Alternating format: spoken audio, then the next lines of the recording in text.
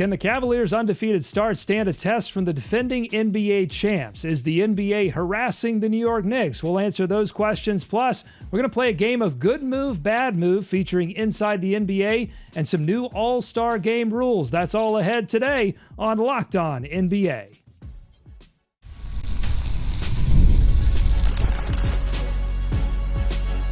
You are Locked On NBA, your daily NBA podcast. Part of the Locked On Podcast Network, your team every day.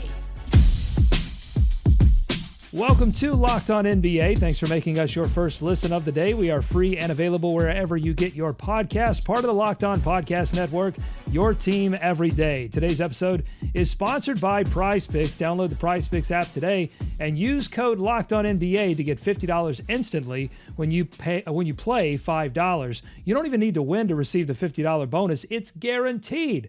Prize Picks. Run your game. I'm Doug Branson, host of the Locked On Hornets podcast, and your Shot Clock Sherpa guiding you through the NBA's biggest stories with the help of Locked On's local experts.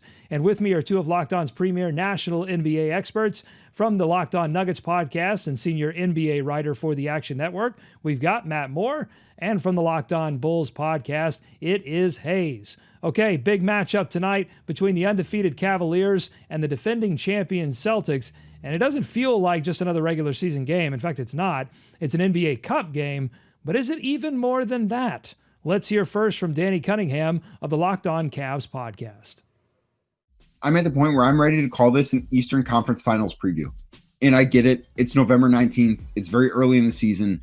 But I do think that this could be a matchup that we see in late May with a berth in the finals on the line. And we've gotten here because the Cavs have been the best story in the NBA so far. They've obviously won their first 15 games of the season. And I think it's a really smart thing for this organization to be embracing this game the way that they're embracing this game. Kenny Atkinson was asked about it following Sunday night's win over the Charlotte Hornets at Rocket Mortgage Fieldhouse. Is this a game that means more than just a regular season game on a Tuesday night in November? And he said he does think this is a measuring stick game. It does mean a little bit more because it's an NBA Cup game. This is a game that the Cavs look at and say, this is a chance to see how we really stack up with the defending champs. Okay, Hayes, we'll start with you. Is this an Eastern Conference Finals preview between these two teams tonight?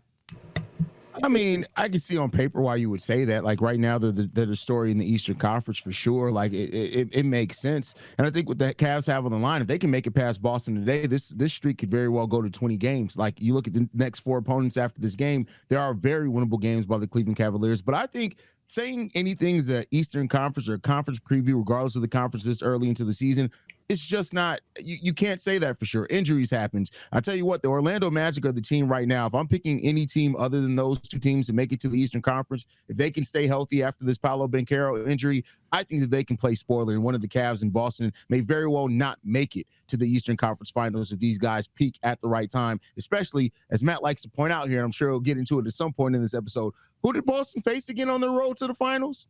That's all I got to say there.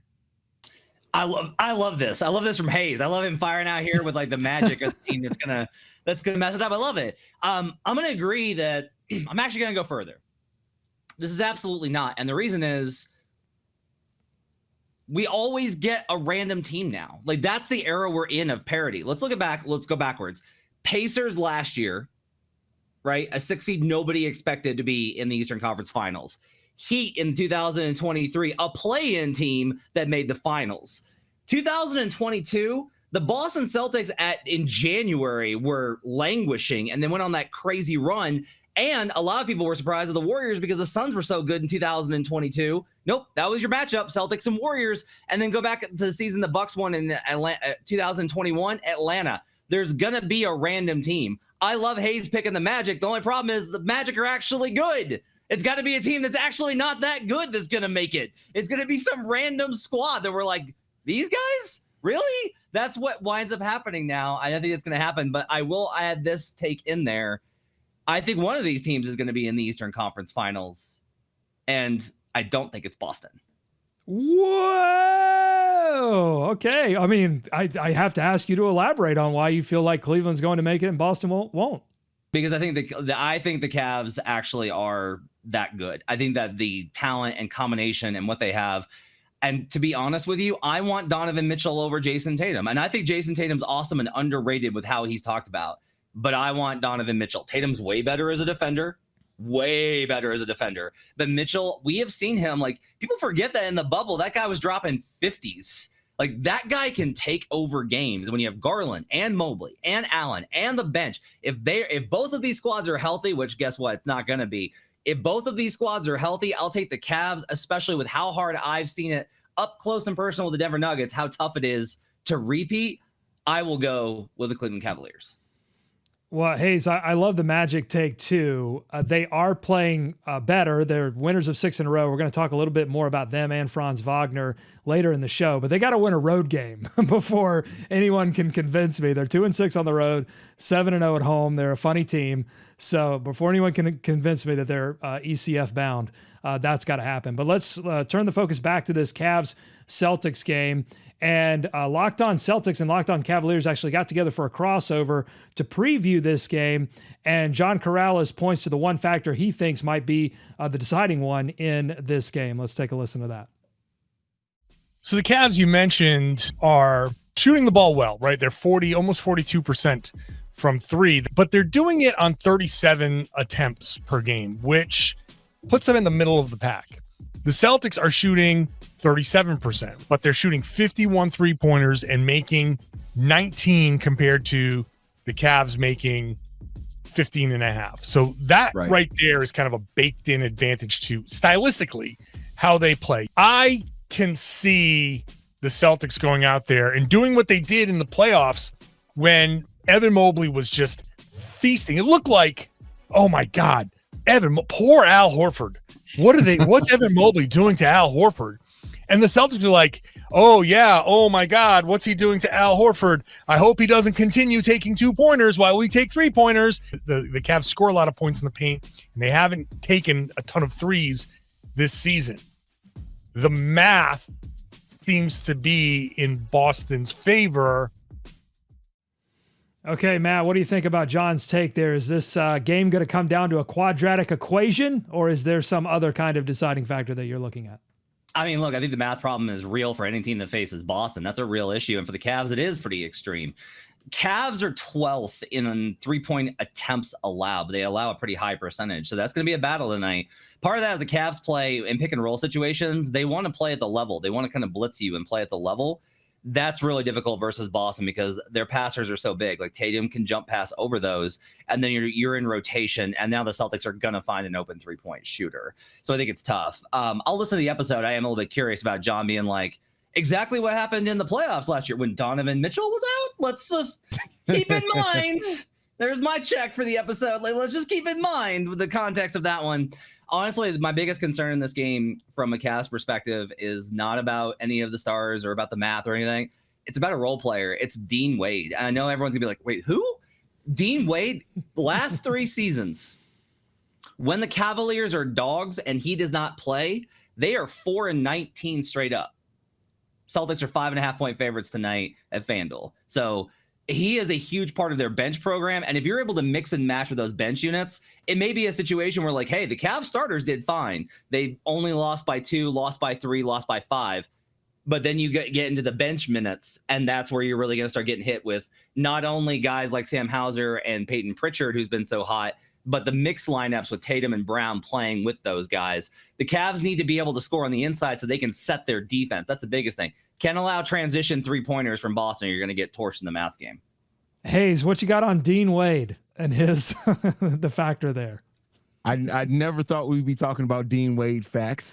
So, there's that part I'm not prepared for. But, hey, you know what? It's one of those things that there is always an outlier, something that a player that just is on the out, like the stats just don't match always what you think and how you view a player. And maybe Dean Wade's that guy for the Cleveland Cavaliers, but I think it comes down to this.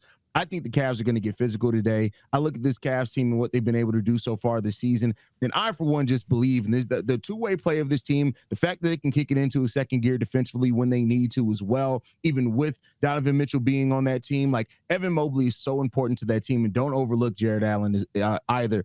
I think this is going to be one of those games where we do probably get a surprise from a role player. And I'm actually picking Karis LeVert to be that role player that makes a big difference for the Cleveland Cavaliers tonight. Questionable tonight, by the way. Okay, we'll see if he plays. We know Dean Wade's not going to play, and that could hurt the Cavaliers' ability to rebound, which I've been reading that the Celtics have a rebounding problem. So that could be something to factor in there with the Celtics as well. Okay, coming up. Coming up on the Locked On NBA podcast, forget Tyson versus Paul. It's Dolan versus Silver. That's the next big fight in New York, and it's a rematch. And later, the Celtics get crushed again, and Keith Pompey, host of the Locked On 76ers podcast, is looking for who to blame. Stick with us. Today's episode of Locked On NBA is brought to you by our friends at PrizePicks. PrizePicks is the best place to get real money sports action with over 10 million members and billions of dollars in awarded winnings. PrizePicks has made daily fantasy sports accessible to everyone. You just pick more or less on at least 2 players for a shot to win up to 100 times your cash.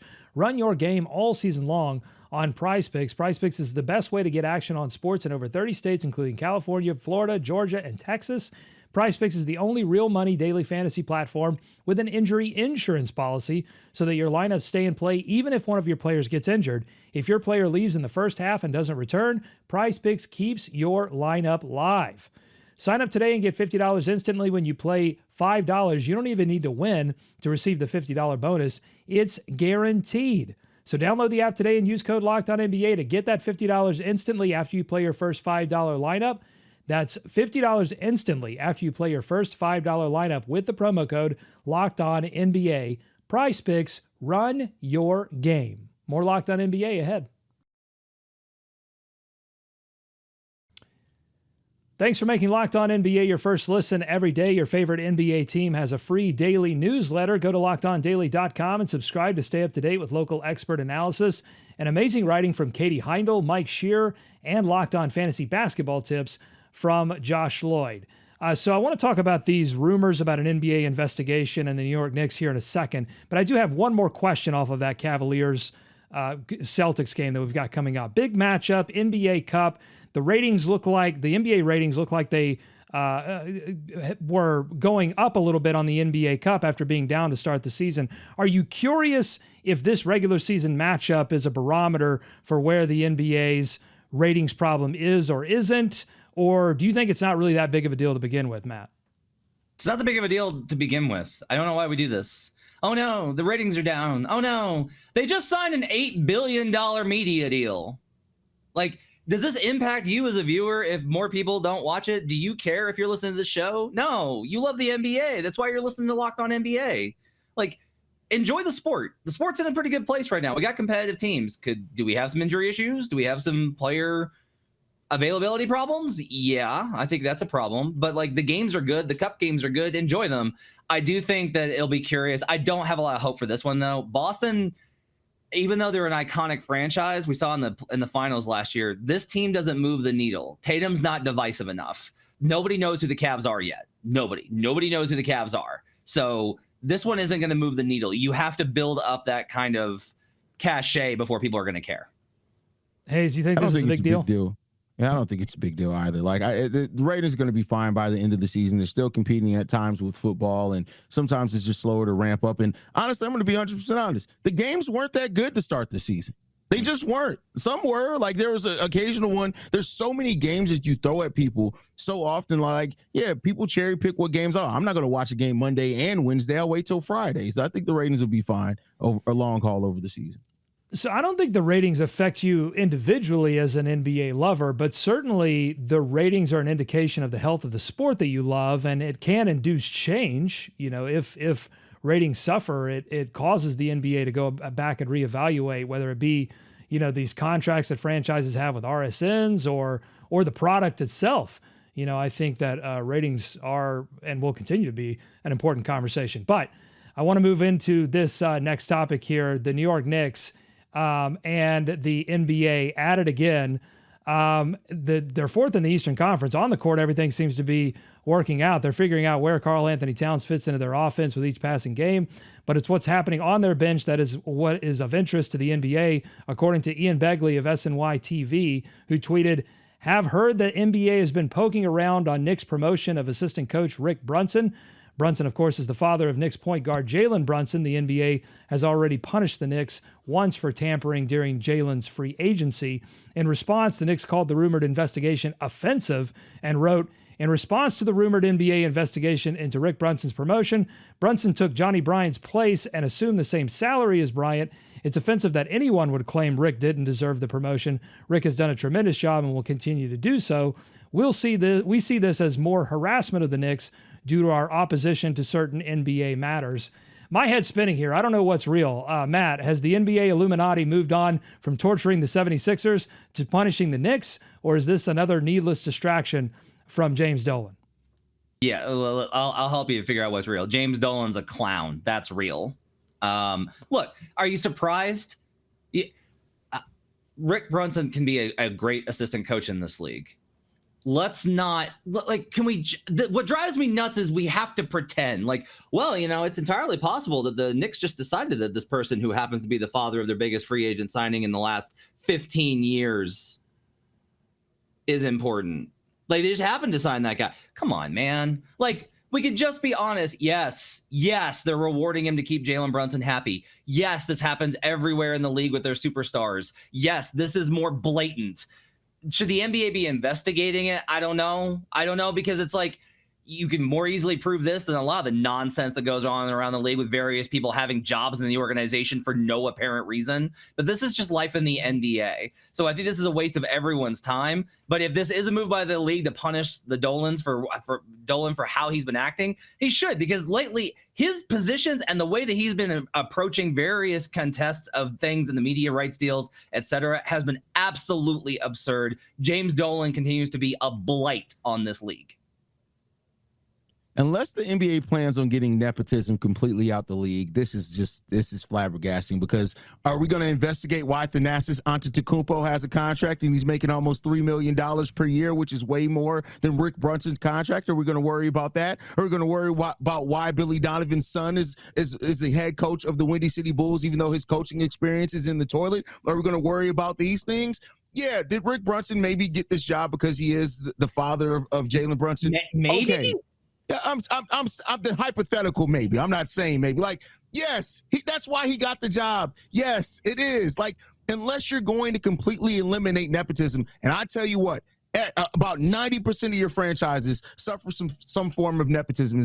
If that's what you're going to try to get out the game, then get it completely out the game on every level, because it's there in every level of the NBA. Hayes, I want to ask you, to me, I just continue to be like, what? Can't superstars just be superstars? Like, why does all this other stuff have to come with it? Like, I think that they deserve to be empowered and be like recognized as people, and for their families to be supported.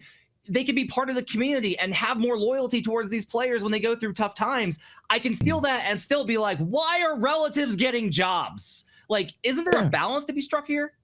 Absolutely, there's a balance. Absolutely, there's a balance. Like I said, I'm not necessarily against the NBA wanting to investigate this, but it's the fact of, then make sure you're doing it at every level, right? Because the superstars deserve to be celebrated. They deserve to be in a place where they are recognized for what they're able and how they contribute and how they play this game of basketball that we all love and enjoy, and we're feeding our families off. Like, it's great to see that. But at the end of the day, like, this does seem targeted, because you can look at any of the 30 franchises and probably find something similar in it.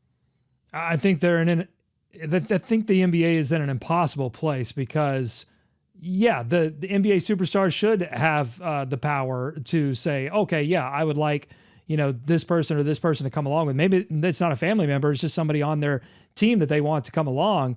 But if there is money moving towards a player that doesn't count against the salary cap, that's a problem when it comes to competitiveness around the league in terms of being able to compete for these superstars, doesn't it? Yeah, but I mean, Hayes is right that this is so constant and pervasive that it's weird to make any sort of situation the example. Like, if you want to tone down on it, you need to work with the teams. And this has been a problem, is like the teams just don't listen to the league. They don't try and take direction at all. They're just like, whatever, we're going to do whatever so that we can win. You want the competitiveness, but they won't work with the league at all on these issues. And that continues to be a pretty sore point in a lot of instances. I get you on the cap issue. I'm also just of the mindset of like, everyone just needs to do their job. Like, just do your job. No one else needs. You don't need to, like, your family members should not be coaches just because they're your family members. And Rick's got a history in the league. That's not the only reason he's an assistant coach. But just like, you don't need, let people do their jobs. That's how a healthy organization is run. And unless the NBA plans on investigating why Bronny James got a guaranteed deal, I don't want to hear anything about this. I'd love to hear Warriors executive general manager Kirk Lakeb's thoughts on this issue.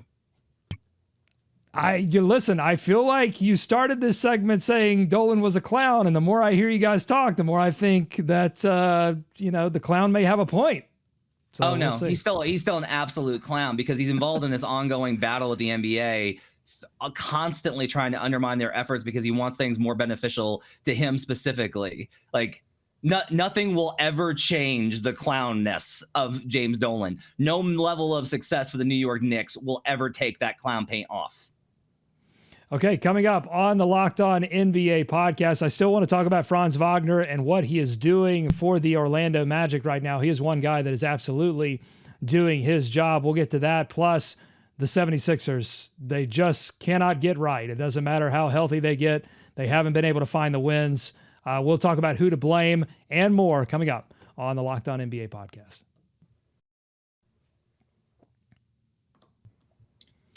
Today's episode of Locked On NBA is brought to you by FanDuel. Get ready to tackle the NFL action with FanDuel, America's #1 sportsbook, because right now, new customers can bet $5 and get $150 in bonus bets if you win.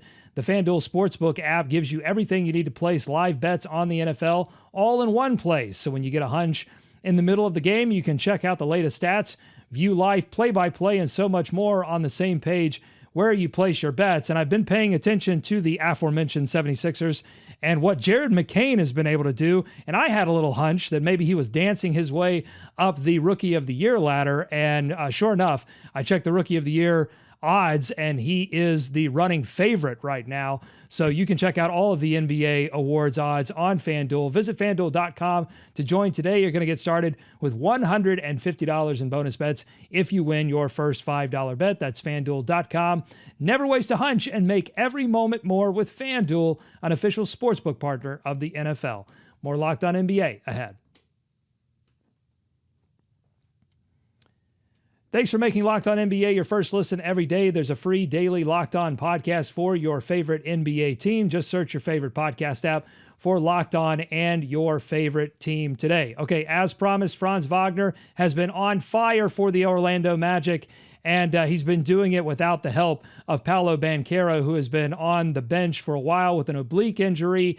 Is he doing enough to make his case to be an all-star? That was the topic on the mind of Philip Rossman-Reich, host of Locked On Magic. Let's take a listen. Whatever the Magic needed from Franz Wagner delivered. And that is what an all-star does. An all-star stacks good games over good games, becomes consistent. And when Franz entered this critical part of his schedule, of his season, he started putting good games together and has not stopped. Now the Magic do rely on him for 25, 26, 27, 28, 30 points per game. They do rely on him for 7, 8 rebounds, 5, 6 assists. They rely on him to do everything. And even now as defenses try to start throwing more at him to slow him down, he's still beating it because that's what all-stars do. Franz Wagner is going to be an all-star. Full stop.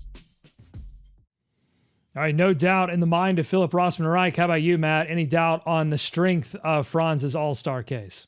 No, I mean, I think he deserves it 100%. Like, it's early on in the process, but look, Franz is dealing right now, and I've typed that out about 1 million times watching these Magic games in my notes. Just he'll have these sequences where it's like makes a big 3-pointer, comes down the other end, gets a steal, makes a great pass.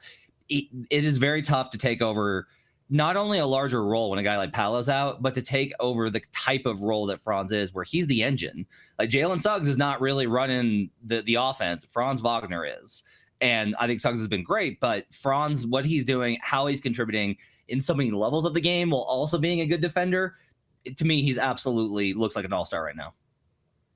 Franz Wagner's killing it. 3 out of the last 4 games scoring over 30 points. He has a positive point differential of 15.6 when he's on the floor. They're also scoring 8.8 points more per 100 possessions when Franz is on the floor. Yes, Franz is an all-star. He's having an all-star level impact for this team. And the way that he stepped up his game after getting his contract extension, Paolo going down, Franz is playing great. And when you watch him actually play the game outside of just what the box score is telling you, you see a player that's out there that's poised, he's intentional. Everything about Franz's game to me says all-star, and I don't see how people can make an argument against them having that. Now, we'll see how it goes over the course of the Eastern Conference, like who else steps up. There's still a lot of time left before we get to that all-star weekend, but right now, yeah, Franz is absolutely all-star.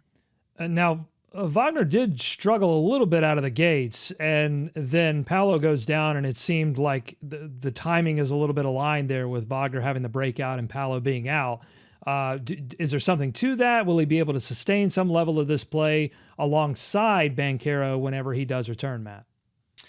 I'm going to cite it just like another famous Franz. He's the one who actually set it off. That's a World War I reference there. But Franz has been absolutely phenomenal since his rookie season. He had a bad year last year because he couldn't hit anything from 3. He just couldn't. But he was good before Paolo, and now he's just getting back to the player that I thought he was going to be after his rookie season, where he was arguably rookie of the year. Yeah, Franz had a pretty good. Yeah, he had a pretty good start. Like, I mean, came out the gate 3 first games, 23, 29, 23, and then he had those 2 single-digit games who kind of brought his averages down. But, like, Franz has been pretty consistent throughout most of the season. Like, he's had his down games like anybody else, but, no, I think Franz is going to be great for the rest of the season. Of course, he's going to have some games where you look at it, you shake your head, but overall, Franz is going to have a big impact for this Magic team. Well, the Philadelphia 76ers have been consistent as well. They've just been consistently bad. They are off to their worst start in 8 years, sitting at a shocking 2-11, despite getting Joel Embiid, or whatever version of Joel Embiid this is. They got him back. It wasn't enough to beat the Heat, and with high expectations coming into the season and the Sixers getting healthier, it's fair to ask, who's to blame? And Keith Pompey of Locked On 76ers has more on that. This is bad. Like, this is bad. And we talk about who do you blame, right? I mean, that's the main question. The one thing that I will say that was a little mind-boggling to me, and I'm pretty sure there is a reason, but Yabusele has been one of their best guys coming off the bench, and he didn't get any first half minutes. This was a guy who was your best option, right? Coming off the bench. So you feel like you need him. So the coaching aspect, that's the one thing I didn't understand in the game.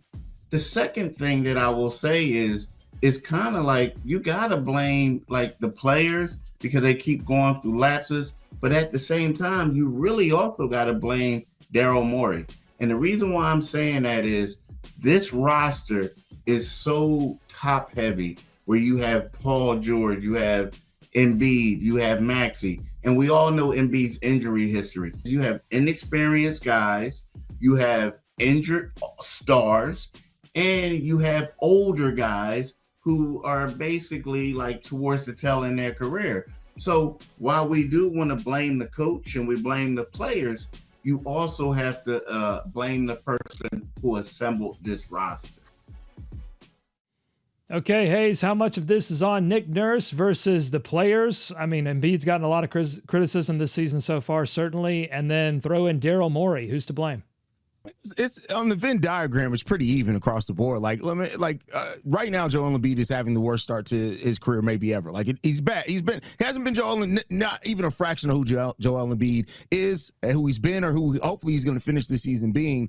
Injuries are a huge part of it as well. But Daryl Morey completely rebuilt this roster for the most part. He went out and got one of the best free agents on the market in Paul George. It's not his fault they can't stay healthy. Like, yeah, you want to factor in for that, but I don't even think the most pessimistic people would have thought that you would go through before the first month of the season. Maxey, Paul George, and Joel Embiid will all miss some serious time in this. So I think right now it's just they're a victim of circumstances. Now, hopefully those circumstances get better for them as the season goes on. But like, I think a lot of the pieces that Morey brought in, Drummond's doing exactly what you wanted Drummond to do. He's averaging almost a double-double in the minutes that he's getting. So I don't necessarily blame Morey outside of what I blame Morey for just being who he is as a person. But outside of that, I mean, the Sixers are just a victim of circumstances, in my opinion. Yeah, I got some breaking news actually while we've been on the show here about the Sixers. There was a meeting on Monday in the locker room, and Tyrese Maxey, quote, challenged Embiid to be on time to team activities, calling out the former league MVP about being late, quote, for everything and how it impacts the locker room from other players to the coaching staff. Sources briefed on the meeting told ESPN's Shams Charania. Like, okay, that changes some things. Yeah. Like, I mean, you got Tyrese, and it goes on to say, like, they've got a great relationship, which is like why he was able to, but also somebody decided to leak this, and Maxey sounds like the hero here. So look, I think Embiid's obviously got a serious injury history. He's been sick, but to me, there is a kind of a correlation here with like the Clippers, where you got to have your guy engaged. Even if he's out, he's got to be engaged in the team if he's the best player. He's got to be involved, and he's got to be on time, and he's got to be locked in, because otherwise there's a vacuum and guys are just kind of drifting. And I think you're kind of seeing that. So that's not a Nick Nurse thing. That's not a Daryl Morey thing. That's a locker room thing that they've got to address. I don't know if that fixes everything. A lot of these top-heavy teams are going to struggle with the new CBA. We're seeing this with the Nuggets. Aaron Gordon and Nikola Jokic are out, and that team looks absolutely feckless. You're going to see this a lot more going forward. You can't really be top-heavy anymore, and that's going to cause, I think, some real big changes in how these teams and how GMs look at team construction, because Morey's thought has been get the stars and figure it out, and I'm not sure you can do that anymore, especially if they've got injury histories. Yeah, and these issues with Embiid and timeliness, I mean, these are stories that we've heard associated with him and we've talked about on the show, the sort of idea that maybe the 76ers have coddled Joel Embiid and put up with this for a little too long. And I think if you're Daryl Morey, there's a certain aspect of this. I've talked about this with the Hornets too, where as an organization, if you're not honest about where you are in terms of what your talent level is, but also like what your top players are able to contribute and what they're not able to contribute. If you can't be honest about that with yourself, then you're going to have a difficult time making like honest, good decisions, building the rest of your roster around that player. And so I think this does factor a little bit into Daryl Morey. I mean, you can definitely criticize Embiid for not being on time and for some of the injury stuff, but I think you have to be honest with yourself about what you have and what you don't have when you go to build your roster out. More from ESPN. Players told 76ers coach Nick Nurse they want to be coached harder, and coaches in turn said they want players to practice with purpose and attention to detail. Embiid accepted the messages sent in the meeting, sources said, but he stated he is confused about what the 76ers are attempting to execute sometimes on the court. Oh boy. Got some, just everybody's throwing everybody under the bus right now in Philly. Yeah, the answer of who's to blame, Hayes, seems to be everyone at this point. And I guess that's to be expected when you have championship expectations and you go 2 of 11. Like it's going to be multiple things. This is bad. This is bad. To quote Keith Pompey, this is bad. Okay, maybe we'll save this inside the NBA news and the All-Star game news for another day because I want to give it some time to breathe. These NBA All-Star rules, they did not take my suggestion for the floor is lava, but they are very interesting. Maybe we'll talk about it tomorrow alongside a recap of this Cavs-Celtics game. Until then, thank you so much for listening to Locked On NBA. Make sure you subscribe to the podcast wherever you get podcasts. That includes on YouTube. Thanks for making Locked On NBA your first listen. Enjoy tonight's action. Be kind to each other, and we're going to see you right back here on Wednesday's edition of Locked On NBA.